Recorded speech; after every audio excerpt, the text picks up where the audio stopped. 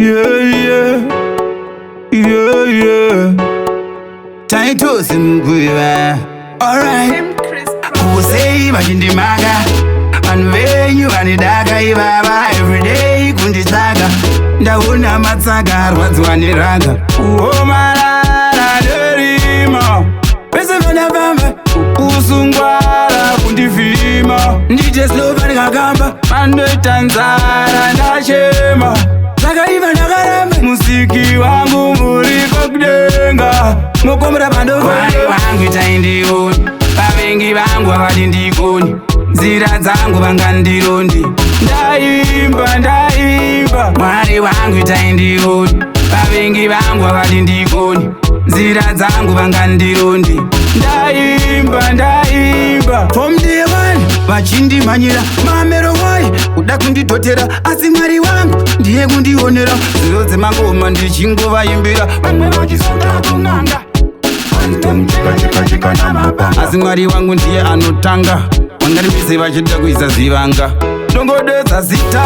kumusorosoro vanoda kunditagurisa mutoro asi ndavaudza panyika pana zororo ongororo mwari wangu itaindioni vavengi vangu vakati ndikoni nzira dzangu vangandirondi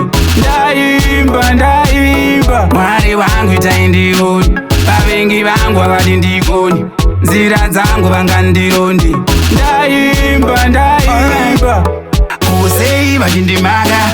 vanhu venyu vanidaga ivava everyday kunditsvaga ndaona matsaga arwadziwa neraga uomarara nerima vese vanafamba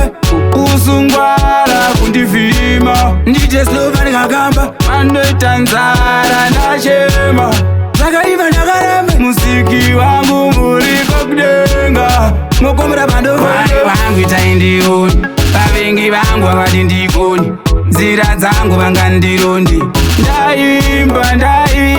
mwari wangu itaindioni vavengi vangu havati ndikoni nzira dzangu vangandirondi ndaimba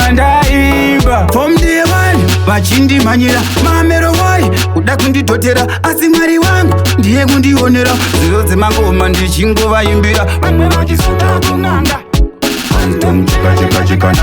asi mwari wangu ndiye anotanga vangarivise vachida kuisa zivanga ndongodedza zita kumusorosoro vanoda kunditagurisa mutoro asi ndavaudza panyika pana zororo ongororo mwari wangu itaindioni vavengi vangu havati ndikoni nzira dzangu vangandirondi ndaimba mwari wangu itaindioni vavengi vangu havati ndikoni nzira dzangu vangandirondi ndaimba